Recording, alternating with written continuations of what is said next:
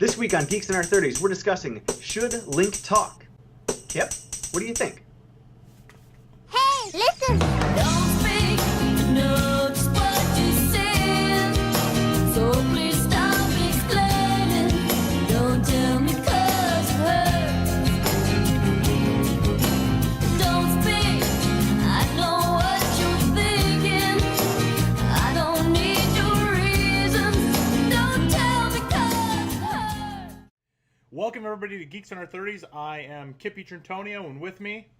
Stan Lindemann, how are we doing, everybody? All right, so today we are going to be talking about whether or not Link should talk or not. We're going to go through an introduction of why Link doesn't talk about the disadvantages of him talking, the advantages of him talking, analogous characters in the Nintendo-verse that do or do not talk, and finally, kind of what does it mean for us to project ourselves onto a video game character. Okay, so Dan, could you give a little bit of a background of why Link doesn't talk and why Miyamoto maybe designed him that way? Sure. So, as with most games that were birthed in the NES era, Hyrule's protagonist didn't talk because that wasn't really an established pattern in games, and there wasn't any way to do speech synthesis. I think most games from that era don't even have like text boxes of the protagonist character at all. Mm-hmm. So I think it started just by pragmatic design choice.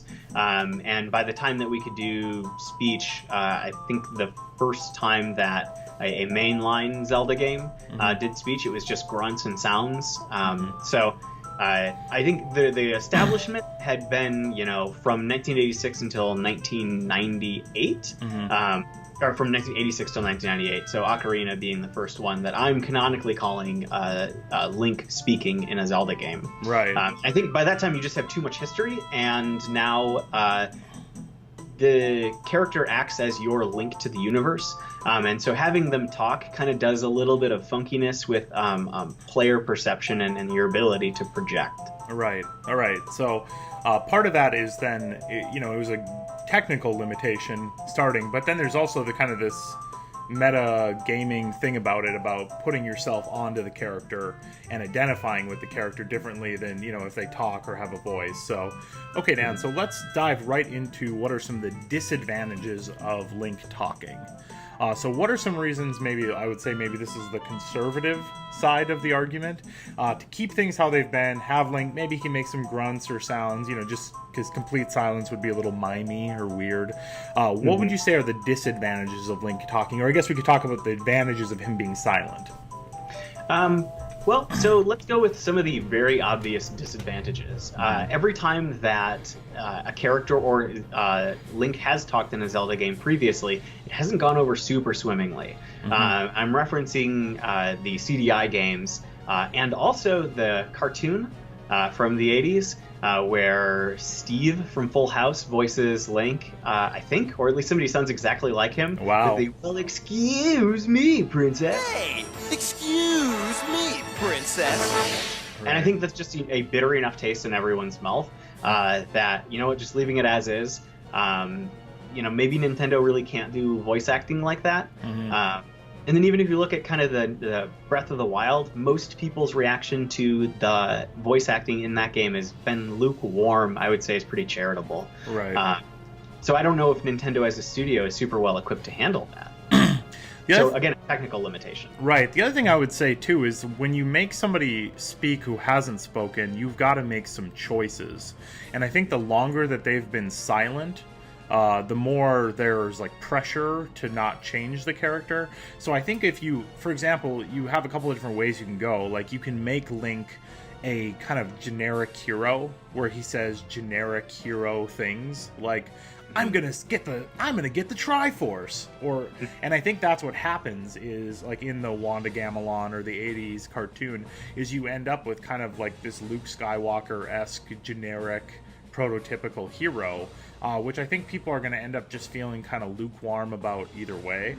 Oh boy, I'm so hungry I could eat an Octorok. Yeah, that old Ganon's no match for the king. Great! I can't wait to bomb some Dodongos!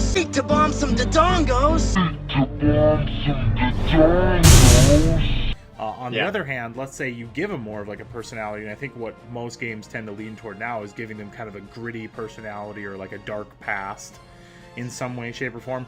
And I don't know if that would necessarily fit for Link either. What do you think?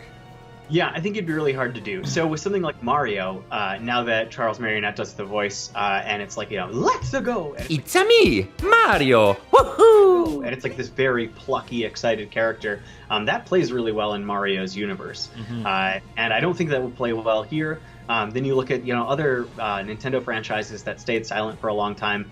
The first time you see Samus talking, you don't actually hear Samus talking, is in Fusion. That's my recollection is, and she's talking directly to the player while you're on like these elevator sequences. Right. That was tonally pretty good, and I think most fans were kind of okay with the tone of that game and the way they made Samus talk.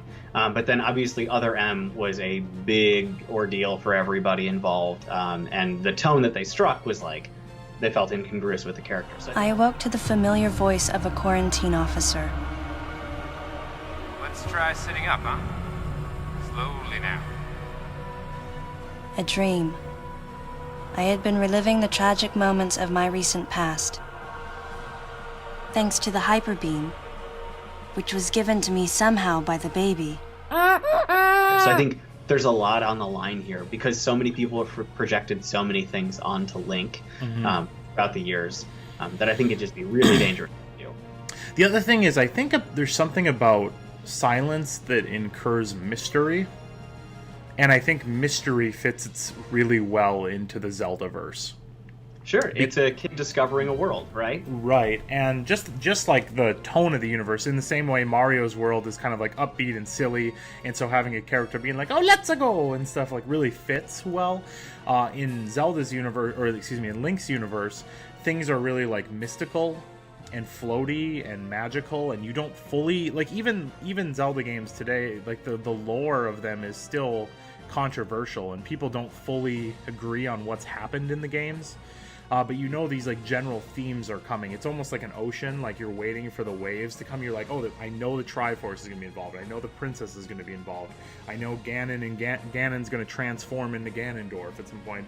But you don't know the sequence of those events, so the mystery of how those things are going to integrate into the world each time is kind of this secret box that you're trying to open up. Even though you know the pieces that are inside, you don't know how they're going to fit in together, and by having Link not talk, you're contributing to that secret. Yeah, and I think that's kind of the reason that Metroid could do sort of voice acting. People who have like a really well-defined like isolation doesn't give you a lot of chances to talk, but the things that you do would be like desperate. Or sort of calculated because she's also a bounty hunter. And Mario is like plucky and like, we're going to beat Bowser, but sometimes they go go-kart racing together. So it's a little bit more playful. Right. Yeah. Okay, so let's talk about maybe what are some of the advantages or places that they could go if they were to make Link talk. So let's see the flip side of that argument. Sure. A lot of people wound up eventually liking the story in Twilight Princess. And I think that you could try darker storylines. I mean, I think it's not unheard of. And there's also kind of a non-consensus in the Zelda community of whether or not Link truly is a silent protagonist. So I'm betting somebody is already typing up comments or has already started typing about like, he's not really a silent protagonist because there's this implication that he is talking. I think the benefits is you could just have a more rich storyline. You could you could do a little bit more character growth, other than just like, well, I went from kind of a kid who doesn't know anything into this full-fledged badass. So yeah, a potential story arc. Right. And that's what I would say is the advantage too. Is my one complaint about the Zelda games, and I don't play them nearly as much as you, Dan, but I do play them when I get a chance, is that the repetition kind of wears on me at this point. We're geeks in our 30s, which means essentially, we were both born in the 80s, and we've played Zelda games for our entire life. So at this point, it's kind of like if I liked a band for 30 years, let's say like the Rolling Stones, like I want to hear some progression, or I want to see some progression in the music, right? And so for me, having a Zelda game that went to a dark place, or like made Link and Zelda's like relationship more complex and real, or maybe even had some more adult tones to it, would just be interesting to me. And then I think there's a lot, like if you lay a new foundation, there's a lot of places you could go with that, because I mean, you know, I love playing lots of games. Like I love playing Kirby games, I love playing Zelda games, but I mean at the same time, like when I'm playing a Kirby game, like I feel kind of embarrassed. Like I'm a 30-year-old man, and I'm playing like this like floaty thing. It's like going through a magical child's world, right? And so for me, there's something about if you were to make it have a more adult tone to it that I would really appreciate. And also, I think even within the graphics, like I really liked how Breath of the Wild has like that bluish teal like theme throughout, and I think not only having Link's personality come out, but having the environment play with his personality or match his personality could be really, really cool and interesting. So well, yeah, so one of my favorite Zeldas is so it's not an adult tone, it's Wind Waker. It was called Zelda, it was cartoony, it was kiddie, it was all the things that Nintendo. No, it was all the things Nintendo does. Yeah. And that's my favorite one. But that's because Link's face, they spent a lot of time making sure that he like animates and he like watches you, and he like goes, oof, and his face is crazy expressive. Right. I think that would be something that a voice could lend itself to. So I don't think it's like a darker storyline or a more complex one, because in that game, Tetra winds up being, you know, your relationship to spoilers, but it came out in like 2002. Your relationship to Zelda was different. I really loved in Breath of the Wild, for those who haven't played, Link and Zelda's relationship is almost resentful, and I kind of love it because you know, we have been playing these games and they do come in cycles. They're just these waves of it's always going to be kind of the same experience but a little bit different. Right. And the way that they handle kind of the frustration and in the lore is excellent, and I'd like to see them kind of play around with this, like, well, the same sequence of events happens over and over and over again, and if you're a princess and your name is Zelda, things could go poorly, right? And the frustration that would happen with that. So I don't know. And I think in the ways that they've, like, for example, they kind of had to deepen Zelda herself, you know, by making her, like, you know, kind of a badass, or like making her a ninja, or making her a secret, like having all these secrets, like that really added to the lore of who she was, and it makes me like respect her more as a gamer, you know, that she's not just Princess Peach or Princess Toadstool, who's just this kind of like background character who makes cakes, and that's kind of it. By adding this level of depth to her, like, I end up being more invested in her, like more interested in the future games, you know what I mean? Because I'm like, oh, I wonder what they're going to do with her this time, versus like I don't have that same wonderment about Link. Like I kind of know what Link's going to be in each game. It's more like, oh, what's the hook shot going to look like this time around, you know? Yeah. So I mean, I think that's kind of the crux of, you know, should or shouldn't. It was like, well, what is it? What spaces allow Nintendo to play with? What does it cut off? Right. Yeah, and so far they've obviously taken the attack of we're going to stay silent. So let's talk about we already started talking about, we talked about Samus, and I actually want to go back to Samus, so hold on, let's talk about analogous characters first, so that's the topic we're opening up. I want to go back to Samus, because Samus is such an awesome part of that, because everybody projected themselves onto Samus when you played the first Metroid, and then at the end you find out she's a girl.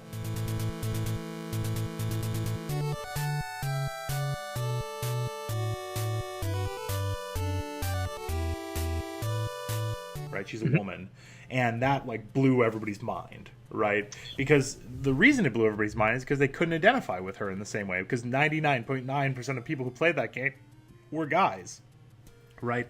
So it like pulled a little fast one on you as a kid, and that's a really weird, cool thing that they did. So yeah, I think it played with the expectation too, because it's like this bulky robot-looking spacesuit thing, and the instruction manual referred to Samus as a he.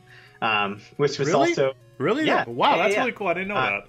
Yeah, the opening manual, like I love this manual. I like the artwork in it is just cool. It's like it's not good, but it so captures the like 80s instruction manual artwork. That's great. Yeah, and they refer to Samus as a he. They're like, he is chasing down to planet Zebes or SR388 or whatever it was.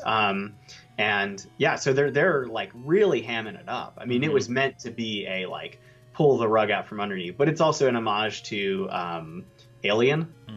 And so yeah, Ripley from Alien is a woman, and so the protagonist of Metroid was also going to be a woman. Yeah, cool. Yeah, but in regards to like the projection that people felt on Samus, I mean, yeah, she does do dialogue though. The opening of Super Metroid is a long sequence of dialogue. You know, it's like the entire explanation of the first two games. And then it starts with, and then Sierra Station is under attack, and like you gotta go.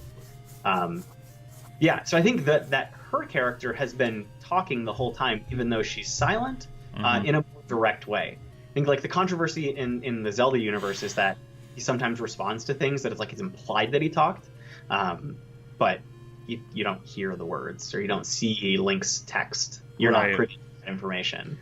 Right.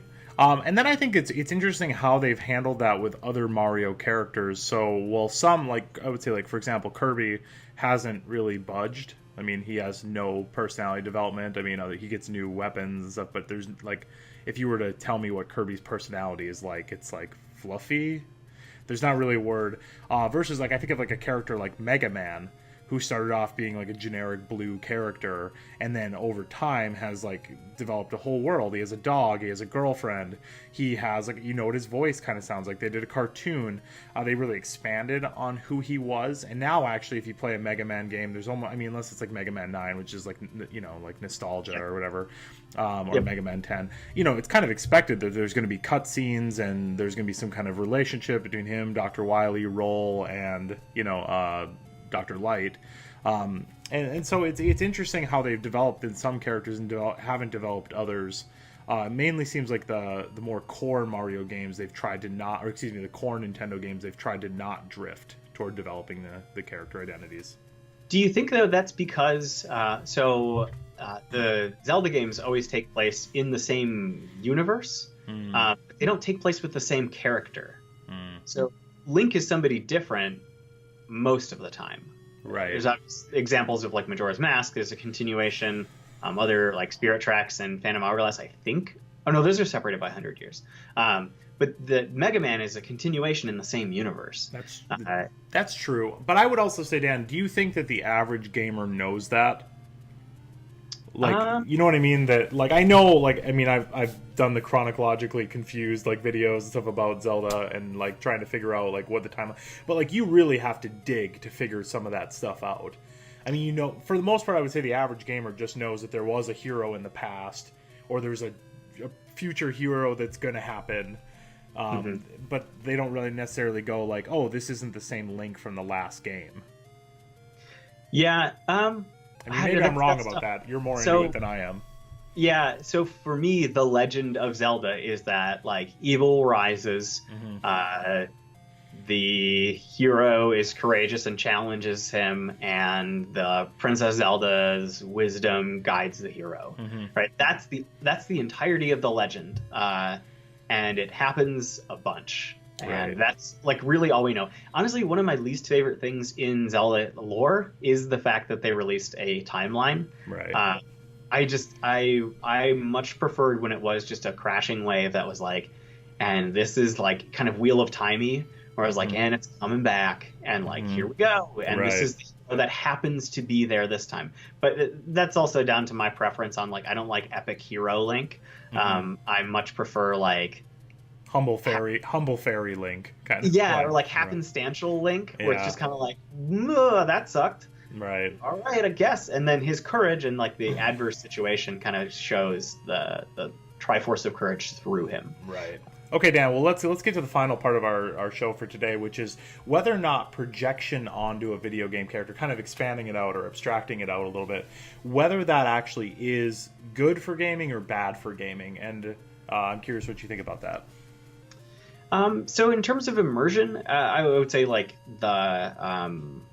the character that doesn't talk, often for me anyways, will give me a closer attachment to the character. That's why I'm comfortable naming, my character Dan in a Zelda game, instead of naming them Link or keeping like that epic hero. So I think, at least for me, my engagement goes up. But I know, like, for example, my buddy Ryan loves the Zelda games with stories. And he just loves the like epic Hyrule, like the hero of time is like the thing that he's really jazzed about. So I think it's on the fence, at least in my experience talking to people that I know. Yeah. So I think that there's advantages to both. But I think truly the age of like the silent protagonist is going away. And I think that part of that is just the big budget nature of video games nowadays. Like, I think people want it all. Like, they want like the epic story, a character they can relate to. They want it to be a Marvel movie, essentially. When you watch this stuff, you don't want to be just like the silent character, unless the game is like purely multiplayer and like there's no story. But I think about like all the big budget games, like especially like the PlayStation games, like the Uncharted's, the God of Wars, like even like Ratchet and Clank, things like that. Like, the character, it's expected that it's almost going to be like Pixar quality characters, and so I think there's this tendency to like, let's get a big name actor, let's get like really good voice acting, let's get motion capture. And I don't think that those big budget things tend to like map themselves onto like a silent protagonist very well. And so I think as gaming continues to get bigger and more expensive, we're going to see less and less. And I think in a lot of ways Nintendo is like the holdout who's like, we're sticking with it, which is kind of like Nintendo's thing, which a lot of people love about it. Yeah, so I even think it's prevalent in indie games. So when I was working on a game way back when for a Ludum Dare, we put together a game, and at the end of it, it was like, well, this is kind of like blank. This is like a very tabula rasa kind of game. But we added story elements to it, and we made text, like interactions between the two characters, and they were like quirky and fighty and stuff. And so I even noticed the pressure to kind of have like interaction and people talking to each other. Like, I'm looking at like Shovel Knight, who is very expressive. And I'm trying to remember, I think he does talk. Yeah, he definitely does talk. He has speech bubbles and stuff. Like the newer game, Celeste, she talks and she's like really quippy. Or the main character of Celeste. Right. And part of that is they're trying to nod backwards. Right, like they're trying to do like this is supposed to feel like a Nintendo game except new. So yeah, and I think it's even creeping up in that scene though. It's just the expectation is that characters are characters, and the days like the character as an avatar, you really just have maybe Nintendo and a couple other games. Right. Okay, guys, well, that is the end of our show today. What do you think? Should Link talk? Should he not talk? Should other video game characters have these well-developed, deep personalities, or should you just project yourself all over that character? Let us know down in the comments. Thanks for listening. Subscribe, comment. Like, you've been on YouTube, okay? You know how this works. I don't need to explain this to you, okay? I'm going to be silent like Link. So, anyway. Don't be silent like Link. Let us know. Yeah. All right, everybody. I am Dr. Kipp Antonio with me. And I'm Dan Lindemann. Thanks a bunch, everybody. All right. Bye-bye.